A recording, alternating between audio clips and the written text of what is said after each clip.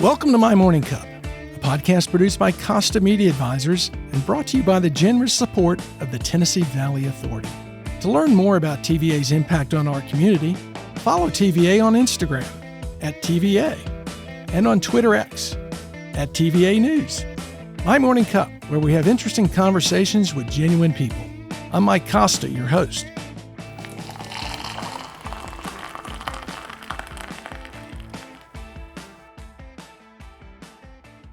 My guest this week is Cam Doody.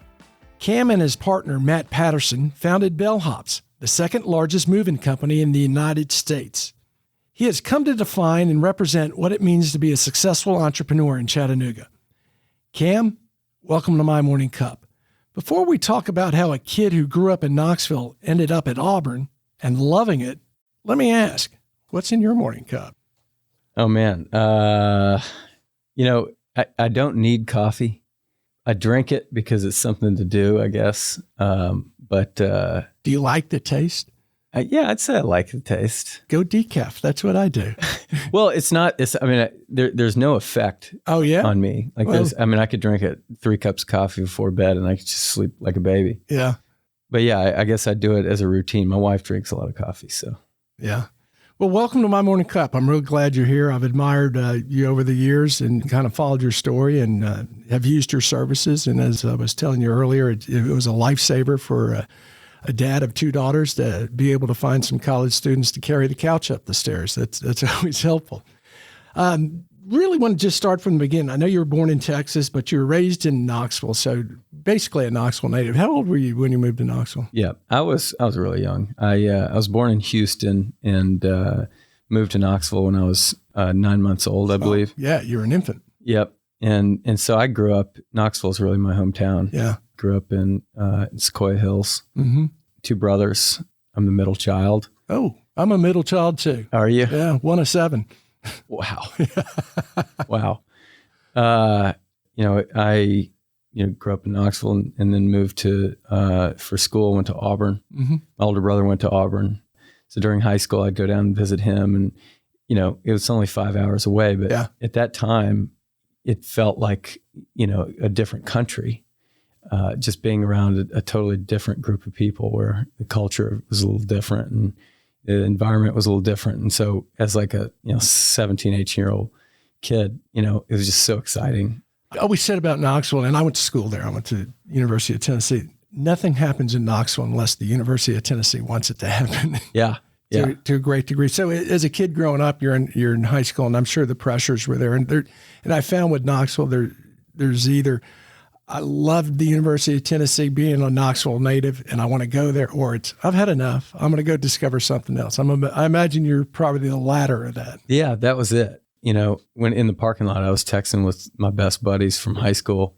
We're on a Signal chat together. We talk every day. But I knew if I had stayed in Knoxville and gone to UT, it just would have been like high school again. Yeah. And so I wanted to get out, and it was one of the best decisions that I ever made because it just sort of opened my eyes to meeting, 1,000 other people that I wouldn't have met had I stayed in Knoxville.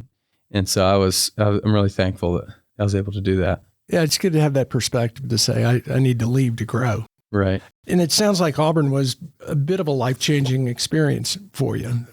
That's where you launched your company. But I think the misnomer with Bellhop is you launched it when you were a student. There was a lot more before you launched it that happened there. Well, funny enough, so we actually didn't launch Bellhop in Auburn.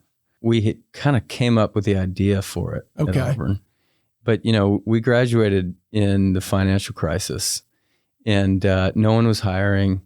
And my brother-in-law worked for a large global bank and said, "Hey, I can get you an interview." And a few of my friends were like taking a year off or this and that. I was just so anxious. I just wanted to hit the ground running. And so I took a job at a bank in Birmingham, and that next year and a half working at 9 to 5 at a bank in a full suit, repinning people's debit cards, it scared me to death. Yeah, didn't want to do that the rest of your life, did you? I did not. And it was just, I think the thing for me, and there's plenty of people that prefer the security of, large corporate. It was just too laid out. It was just too, I could look across the office and see a guy in his 30s that had just sort of like, had I chosen to go that path, it was too clear. Like that's who I would be if I stayed on this path. And that just scared me to death. What was your major at Auburn? I was in supply chain management. Okay. So you get out of school, it's a financial crisis. And you and I were talking about this a little bit earlier. My generation was very much that go find a good company, you move to where they are, and you put on that suit and you go to work every day. Yep. Yeah. Yes. So you look across the cubicle and you see the guy who's been doing it 10 years and you go, man, I don't want that to be me. That's right.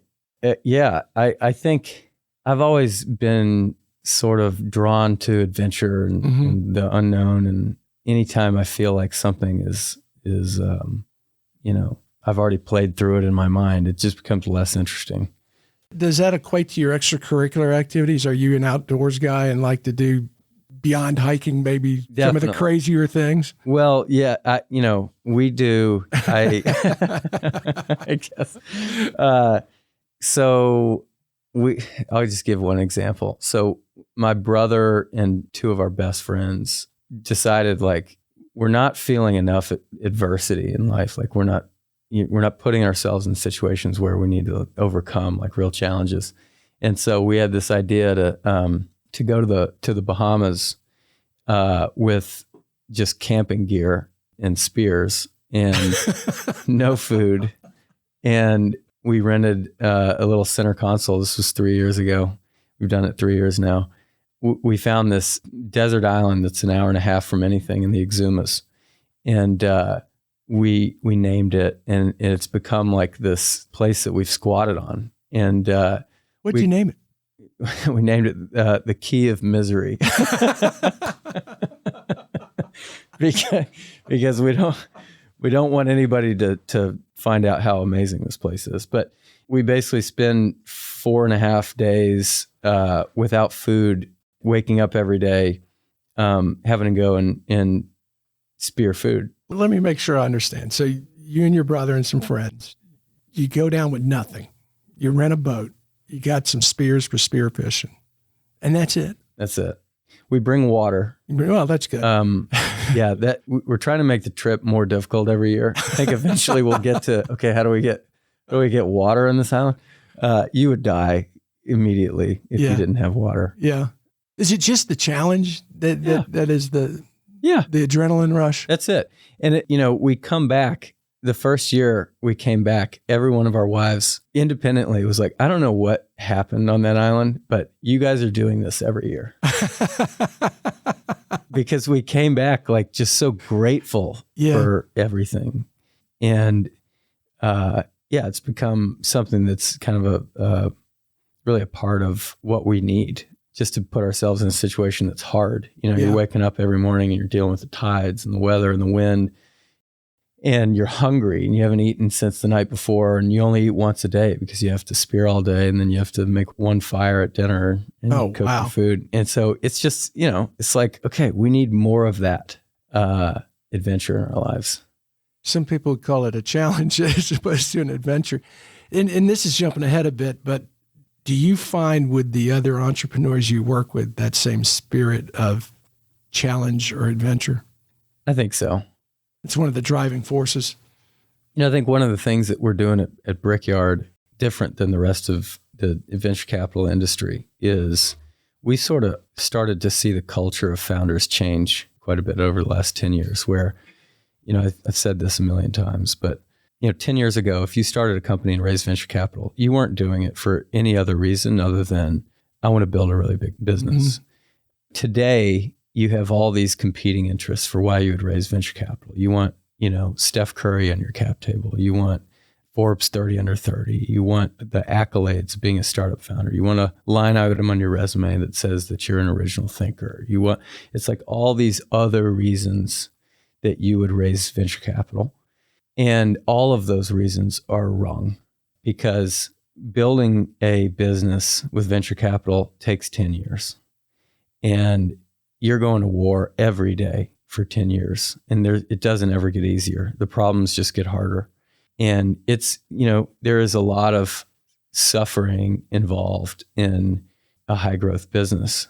And so our view at Brickyard is, if you want to take capital from us, wherever you are in the world, if we get to the point where we're ready to write a check, you understand what that means is you're relocating your co-founders and you are relocating to Chattanooga to build inside a Brickyard alongside the rest of our portfolio companies for an indefinite amount of time until you reach your Series A, which is your sort of second institutional fundraise. And usually that's 1.5 to 3 years. And nobody had built an organization around what's called the trough of sorrow. It's like this graph that Paul Graham, the founder of Y Combinator. Island of misery and the trough of sorrow. Yeah. There's there's a ton of overlap, but it's, and I think this applies to anybody that's ever done anything, is you start out, you think you know all the answers. You have a ton of momentum right off the bat. You have this kind of peak of disillusionment that you crest, and then you fall into the trough of sorrow where you realize like all those assumptions that you had were tested and you were probably wrong about most things. And you sort of are in this knife fight of like scratching and clawing to really figure out what is the value that I need to bring to the customer in order to create a real company. Mm-hmm. And you get to the wiggles of false hope. And that's sort of like, that may be 2 years in where your engine's sort of like sputtering. And then you get to product market fit. And that's when you've created something that people want. And that's a really tough period. Yeah. And I would imagine the camaraderie helps, all being together. Absolutely. Yeah. I mean, the only thing that we wanted in the early days building Bellhops was to be around other founders that understood what we were going through. And the only people that can really understand the pressures and the uncertainty of being in that trough are other founders that are frankly in it currently. Yeah. Even now, like when I think back to the trough of Bellhops, I just remember all the awesome stuff. Yeah. You forget the bad stuff, don't you? It's all the good time. I imagine it's like your island of misery. You don't think about the nights you're going, what do you mean we don't have dinner? Covered in mosquitoes. Yeah. Yeah. Absolutely. Cut your heel and those kind of things. I do want to go back to how Bellhops came about. Kind of trace that back and get to how you ended up in Chattanooga with Lamppost Group. You graduate during the financial crisis. You're working at a bank. I believe you had another job after that. What spurred the idea for Bellhops? And just kind of take me through, how it all came about. Yeah, we had the idea in college, and the basic idea was no one hired moving companies to move their kids, and you had like parents flying in from 3 states over to like go schlep a couch up 3 flights of stairs for their daughter or whatever. Was this part of a class, or did you guys were just sitting around drinking a beer going, you know what, we need to do X? The latter. Yeah, yes. That's even better. So we sort of had this, and we looked around. It's like, okay, all these college students are athletic and capable of like lifting stuff, and we're doing it anyway. Mm-hmm. I mean, it's like everybody's just helping each other move once a semester. And everyone's broke. And this was around the same time that the iPhone was sort of becoming mainstream, 2008, 2009. And we didn't even know what Uber was, but we sort of independently came up with this understanding of, we could actually run a workforce. Like if we could handle payments through this phone and we could handle communications through this phone, like we could actually like manage, a marketplace through this iPhone.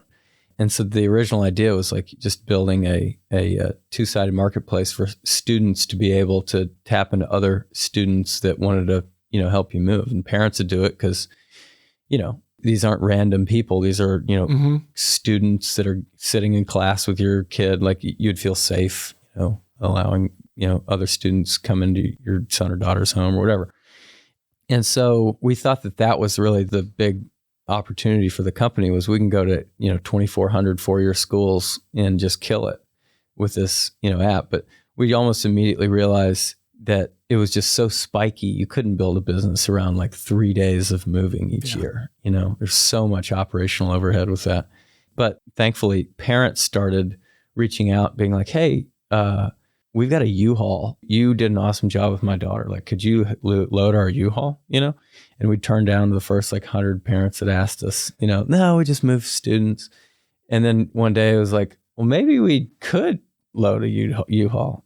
So we started doing that, and then students became like a fraction of our business, and we started growing in off campus and university cities and stuff. And customers started asking us for hey, can you pick up the truck? I don't want to have to go pick up the U-Haul. And we're like, no, we can't do that. And then 100, requests later. 101 comes in and that's the magic number. And then, so we started booking U-Hauls, attaching the confirmation order to the move. And then the lead bellhop just could pick up the truck and do the move and take the truck back. And so we were running this big moving company without owning assets until June or July, I can't remember, of 2015, when U-Haul deemed us as competitor to their labor platform and turned off, I think, 2,700 U-Hauls that we had booked for the month of June, and just left us high and dry. So we had 2,700 moves that had been booked by customers where we didn't have a truck anymore. Because they deemed you a competitor. Now, U-Haul doesn't offer a workforce, does it? They do. They have a business called movinghelp.com, and it's just a pure two-sided labor marketplace. It's not very good. So how'd you deal with that? You got 2,700 customers you booked, and you're looking and going, how are we going to replace that money, or how do we save that money? So luck is just kind of everything. Yeah. But my wife, Hannah, and I had been on vacation down in the Bahamas that year, and we had met the best friend of Roger Penske. Mm-hmm. And so we're sitting here like, what do we do? And I was like, this might be crazy, but I did meet this guy. And so I ended up texting this guy and getting on a phone with an executive at Penske and saying, hey, look, we got to book a few thousand trucks with you guys for this month. And 2 days later, the executive team for Penske flew into Chattanooga on a private jet. I bet they did. Wouldn't you like to be that executive? Hey, can we book a couple thousand trucks in the next month? Yeah. Well, it was really a favor because it was a mess trying to get all these trucks. But anyway, so that was when we realized, okay, we need to be able to run our own transportation for the business. We can't rely on somebody else. And so that's, long story short, we met this guy who ran these 26-foot box trucks it was an independent carrier for Amazon, and his trucks moved at night, and he was driving 26-foot box trucks. And we went down to ask him how to manage a fleet of trucks, because we wanted to start running our own trucks. He was like, why don't you just onboard my drivers as your bellhops, and we'll just do the trucking and you do the labor. And that was the final sort of piece of the puzzle to where bellhops just took off and grew across the country.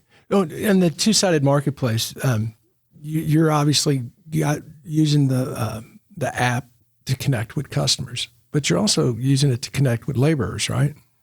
Yeah, we are. So one side of the platform is this workforce management platform. Mm-hmm. So we're going hiring bellhops. We're putting them through our own educational, tutorials and training. And then they're assigned to jobs through this app, where we have matching algorithms that are assigning specific crews to specific jobs based on tenure and experience and performance. And then our bellhops are rating each other anonymously on their performance. So we sort of have this performance matrix of feedback that allows us to operate a high quality moving experience without needing franchise owners in each city. So it's not like they're on the app and they're choosing a job. They're getting jobs sent to them based on their past performance, how they've been rated, and what makes sense for them. They give us their schedule. So every week they update what hours, at what hour blocks they want to work. And then as moves are booked, we have algorithms that are just assigning moves to specific crews. Mm-hmm. And, the more experienced you are, and, the higher rated you are as a bellhop, you get certain perks, like, get to choose who you work with and, et cetera. So did all this explode? And what I mean by that, you had the idea, it started, you moved. Where was the first school you moved folks into? Auburn. At Auburn. Yep. So that first time, what was the experience? You guys said, okay, we're doing this. And you got how many families or students lined up to move? So it was, we had gone to these parent orientation sessions, and we'd bought like $1,000 worth of business cards, and we bought like and a the booth. School let you do this? Yeah, it was like you could buy a booth at the parent orientation. And so there was like 6 like programs, and we had to go back to Auburn, like man these booths and hand out cards to parents. And we were hoping to move like 25 kids in that first year, and we ended up having to move like 420 kids in 3 days. I'd say that's a success. That blew up. It was crazy, but in order to do that, we needed 90. At the time, the company was called the Dorm Movers, and so we needed 90 student movers, and so we were like knocking on fraternity doors, and going to ROTC. It was just an all out like. By any means necessary, we needed to hire. And you probably didn't have much time either. No, we didn't. So it was wild. And then my wife and my co-founder and his wife, like we had clipboards and walkie-talkies.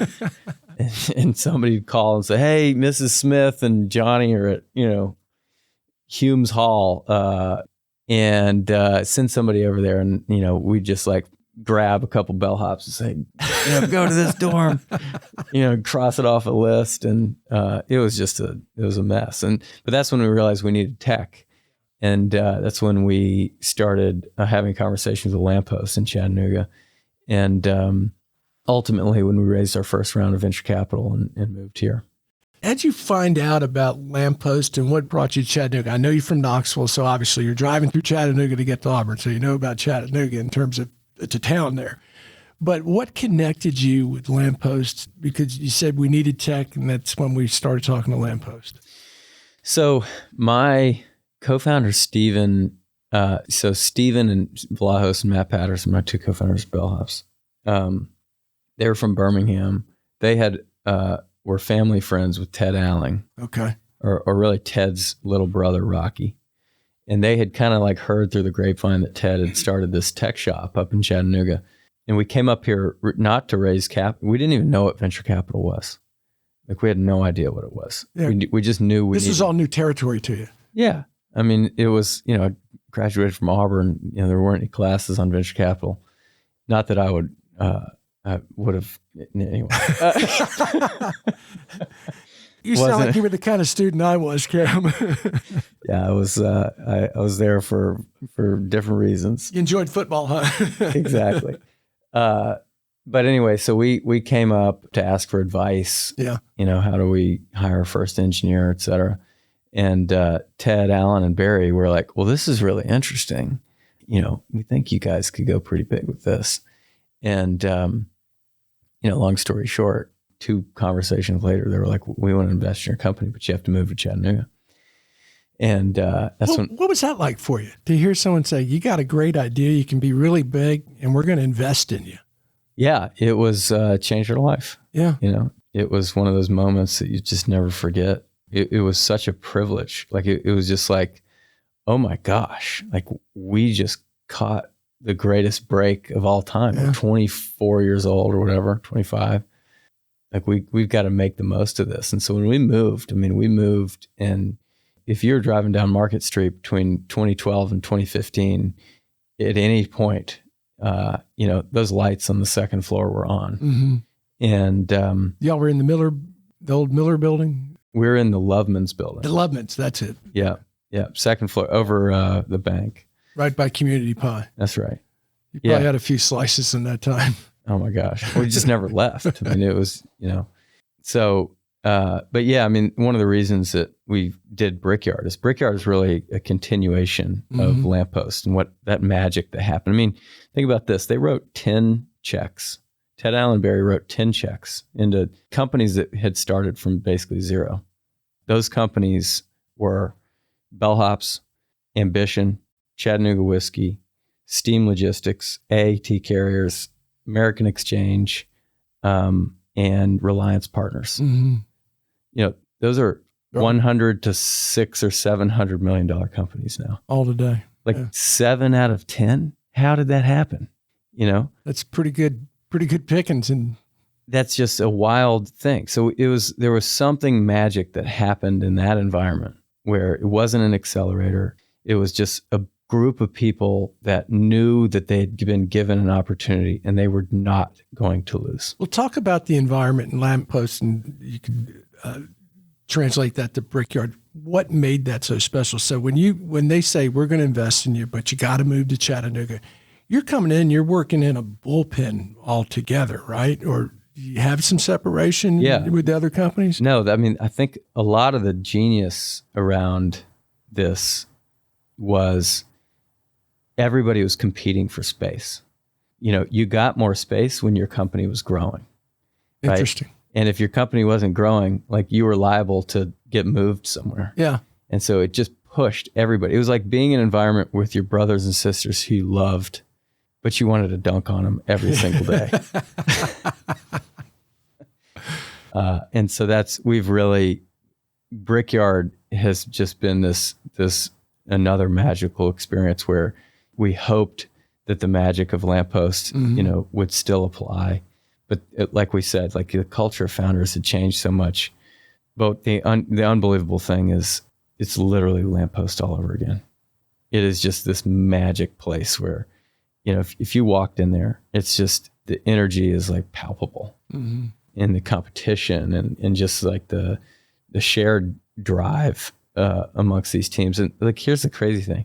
So Y Combinator, it's a top accelerator in the world. It's backed Airbnb and Dropbox and, like countless companies, that everybody knows and uses. It's based in Silicon Valley. It's harder to get into than Harvard Business School. I mean, it's extremely selective. A third of our teams are YC teams. We have more YC teams in Brickyard than I think exist in Nashville or Atlanta. And this is happening here. Mm-hmm. And it's just a really wild thing to see kind of roll out. Well, if you will, walk through the process a little bit of being a company that gets invited to Brickyard or applies and gets chosen. What are the steps? So it starts with a first meeting. We get, last year we had 4,600 applications to Brickyard. It's looking like we'll have 10 or 12,000 this year. And how many spots? 10 a year. Yeah. And so Matt and I are talking to founders all day. And, the first 3 minutes of every conversation is, look, Brickyard is not like most venture firms, and it doesn't make sense for everybody. What Brickyard is sort of this maximalist approach to getting to Series A. You're leaving the noise behind. You're removing yourself from whatever situation you're in to go to a place where you don't know anybody. And you're going to come to a place where you have one thing to do. You're removing the plan B. It's like you're coming here to get to Series A. And the Series A is like your first materially large venture round. It's the burning the ships mentality. That's right. Yeah. And we've gotten a lot of flack from burning the ships. Like, well, do you know the Hernan Cortez, this evil conquistador? And it's like, yeah, okay, this is it's an analogy. Yeah. But yeah, it's like there's something magic that happens when you burn the ships, and it's like you just like, okay, this isn't a project. Like, this is my life. Well, it's like your island of misery. You have no choice but to go out and catch the fish or spear the fish. That's right. That's exactly right. It's do or die. Yeah. When you lay into that in the first 2-3 minutes, last year we had a lot of inbound that didn't really understand what Brickyard was. It's now like we're getting recognized a lot. We kind of, we're building a brand. Most people at inbound now fully understand what Brickyard is. But when you have that discussion in the first 3 minutes of meeting somebody, the founder is either leaning in and drooling. And they're like, yes, this is exactly what we need. Or you're threatening their way of life. Yeah. And they're leaning out and well, what about networking events and being around, it's none of that stuff matters. And so Brickyard's really just a series of filters where we're just separating the wheat from the chaff. And what we land on is, if anything, we may be wrong about the company thesis or the way technology plays out in the future, but the one thing that we won't miss on is is this founder completely 100% all in and in it for the right reasons? Mm-hmm. It's an interesting approach because I'm thinking more traditionally than before, because you mentioned networking and things. And I'm thinking, okay, how can Chattanooga help support these companies? But it's almost to the point of you almost want them closed up and focused purely on growing their business and tune all that other noise out. Totally. We've had, the amazing thing about Chattanooga is just so like helpful. Everybody wants to help. Mm-hmm. And this conversation that I just keep having to have is like, these founders don't need help because the only people that are going to get them off this island are themselves. Yeah. And it's not about the networking. It's like they are toiling with a really difficult problem and they just need to be left alone. And if we do that, Chattanooga, we've written 30 checks now. We're investing out of a $20 million fund that we raised from all local LPs. All of our teams are not going to stay permanently. I think maybe a quarter will. And so if we invest in 130, 140 high growth companies over the next 10 years. You bring in 30 to Chattanooga that are going to stay. That's a pretty good deal. I mean, you think about 30 companies that could be billion-dollar businesses in Chattanooga. Yeah. I mean, all of these companies are on these, extremely high growth tracks. And the companies that will end up staying are the ones that are growing really fast, because when you're growing really fast, you have to start hiring locally. Yeah. And it's kind of like, we never had plans to stay in Chattanooga. We didn't even realize. Think about it. We weren't even thinking about it. We were just so focused on what we were doing. But we turned around, a year or two in. It's like, oh, we have 30 employees here. I guess we're Chattanoogans. The interesting thing about that is it's almost the opposite of the traditional economic development pattern where you're going out and courting companies, the Volkswagens of the world. And you guys are taking a very organic approach to it. We're going to plant our own seeds and we're going to grow it. And some of these plants will live, some won't, and some will fly off. But you know what? If we end up with 30 over the next 10 years, look what we brought to this community. Totally. And even, the teams that go back to New York or SF or wherever, they will have spent 1 to 3 years in Chattanooga. And what do we know about Chattanooga? Chattanooga is a great place to raise a family. Yep. It's a great place to be in, it's probably not the best place to be in your 20s, right? But for founders, that's pretty good. Well, absolutely. Yeah. Like Chattanooga's role in Brickyard it's an island. Yeah. Right? There's low distraction. But what do we know about, Chattanooga in our 30s? And it's getting cooler by the minute, right? And it's getting to be a more exciting place. I think Chattanooga's going to be the hottest city in the country in 10 years. But, I think a lot of teams that fly the coop, so to speak, will end up back here at some point. Yeah. Because they realize what a special place this is. They've got a familiarity, they got a knowledge, and it's on their radar, which before it probably wasn't even on their radar. Yeah, that's right. What'd you want to be when you grew up? Oh, man. I'd be surprised if you said a venture capitalist. No. Oh, I didn't even know what venture capital was. I wanted to be a naturalist. Like when I was a kid, I was obsessed with nature. Like I was that nerdy kid that I had every National Geographic, VHS tape. And to this day, my wife just ribs me all the time. She's like, what kind of bird is that? And I know everything about the bird. But I don't know. So that's still a passion then? Well, I love being in the outdoors. Nature is just absolutely fascinating to me. I'm a fly fisherman. Mm-hmm. I'm a pilot. I love getting out into nature. I mean, flying myself, it just gives me that sort of ultimate ability of freedom to be able to go to places that are exciting to me. But having a fly rod in my hand, anywhere you go with a fly rod in your hand is one of the world's most beautiful places. Yeah. And it's, I love to fish, but it's also way more about just being out in nature and being a part of, Do you take that same mentality when you're fly fishing as you do when you're on the island of we're not going to eat tonight if I don't catch something? I mean, it depends on who I'm fishing with. If I'm fishing with my brothers, it's a death match competition. But I also, I just like the process of getting out and sort of clearing your head. Is that another reason you fell in love with Chattanooga? Of course. I mean, Chattanooga is I'm dead set on we're the Boulder of the South, except we have two Denvers. Yeah, Atlanta and Nashville. It's like what we have here, people don't understand. Like, I didn't grow up here. Mm-hmm. When I moved here, I was like beating people over the head. Like, this place is unbelievable. There's nothing like this. Even in Knoxville, like, you don't have the views. You don't have the access to the outdoors.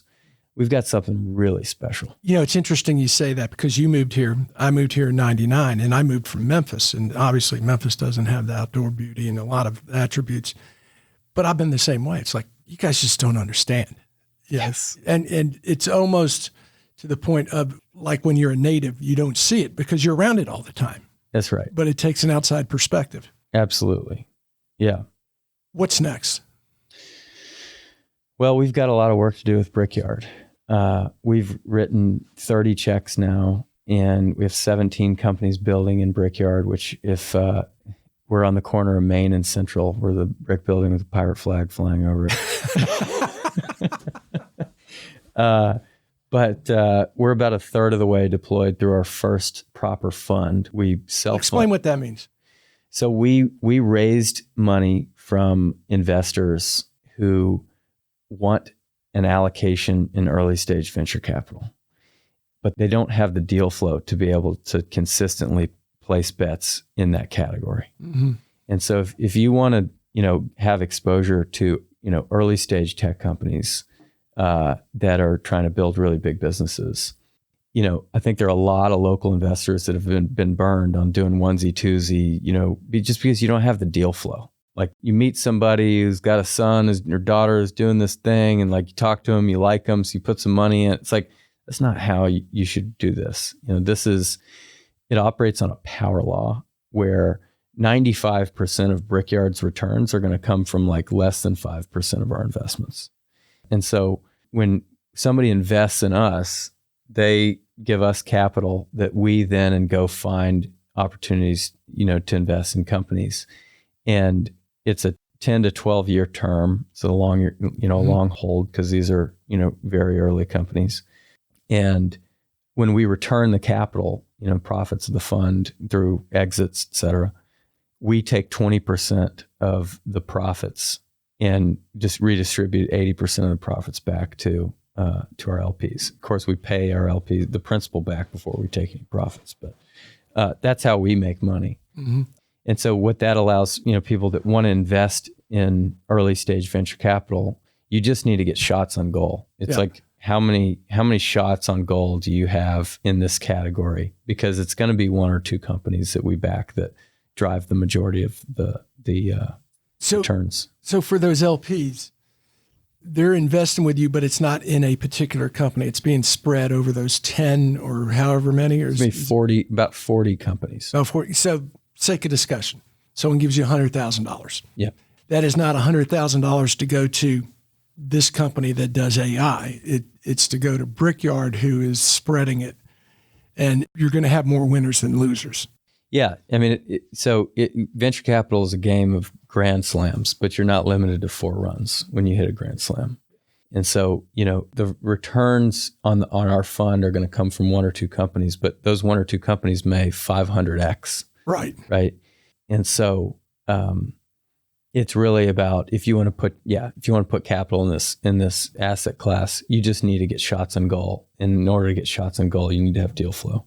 And that's, the value that we provide is all we do all day is go find awesome founders. And we get really good at understanding, who's really built for the 10-year, trench warfare that it takes to build something really big. I got a couple more questions for you before we run out of time. One of them is, you talk about going and finding founders. So your job is basically to go out and find these companies and talk to them? Yep. Are you having companies come to you? Oh, yeah. I mean, so last year we had, like I said, 4,600 applications. This year we may have. Yeah, you couldn't hit 4,600 folks unless you were calling 100 a day. Yeah.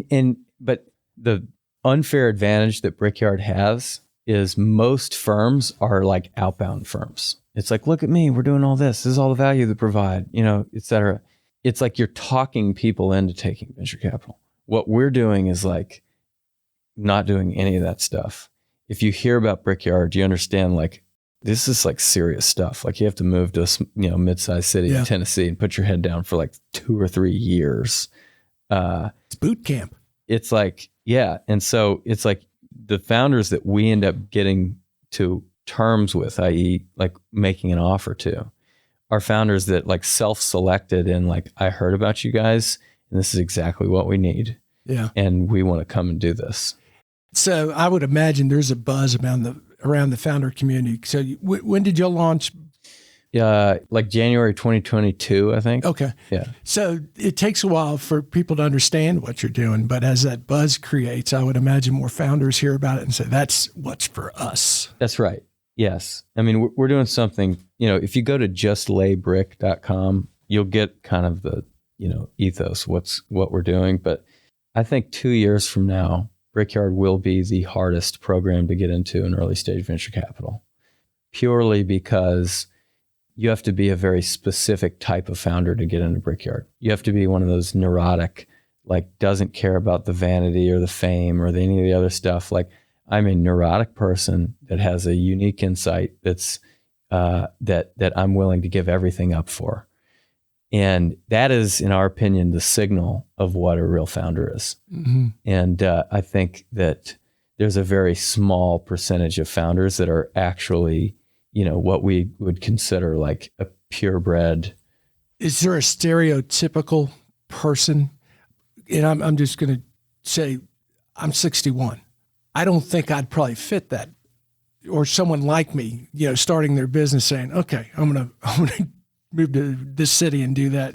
So I would imagine it's younger. It definitely skews younger in that picking up your life and moving, somewhere is a lot easier for somebody in their 20s. So it definitely skews younger. I should caveat all this by saying there's 1,000 ways to skin a cat in investing. Like what investing is having an insight about what you think might lead to extraordinary outcomes, like finding that haystack and then putting all your bets in that haystack that you think all the needles are in. And, there are prolific investors that go after your like founders that really know how to drive a hype cycle and understand like how to like build the marketing flywheel and like create the mirage and then hopefully build the business. That's just not our style. Is that the fake it to make it? Yeah. Build all the hype and gets people excited about it. And that works. Yeah. For certain people. Didn't work for Thanos. Yeah, Theranos. Yeah. Theranos, that's it. Yeah. Sorry, couldn't resist that. This is fascinating. And I do want to get to the last question. But before I do, got to remind listeners who makes all this possible, and it's the Tennessee Valley Authority. I want to thank them for sponsoring My Morning Cup. Follow TVA on social media to learn more about its multifaceted mission of service, and visit TVA.com/do-good-here to explore exciting TVA career opportunities. All right, Cam, this has been great, and I appreciate you taking the time to do it. Last question, and quite frankly, you're a little young for this, but that's an age. I think an experience. You're probably about 61. So I think this might hit you pretty well. What would you tell that 25-year-old self is important for a happy life? I'd tell them to take all the risks in your 20s. Yeah. There's nothing to lose. And you may think that, falling behind your peers who are making 6 figures in salary or what, none of that stuff matters. Take all the risks now. And, if it doesn't work out, well, you've had an incredible learning experience. That's what I would tell them. I think that's good advice as someone who is obviously much older, that it is the time to take the risk in your 20s. You can afford to make mistakes. And what you get out of it is all that experience. That's capital you've got booked in experience that you really can't go out and get when you're older. I agree. Totally agree. Well, it's been a great conversation. I really appreciate you coming and doing this. That was awesome. Thanks for having me. Thanks, Cam.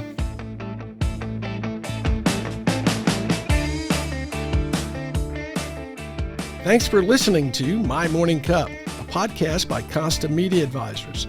If you liked this episode, please share it with a friend.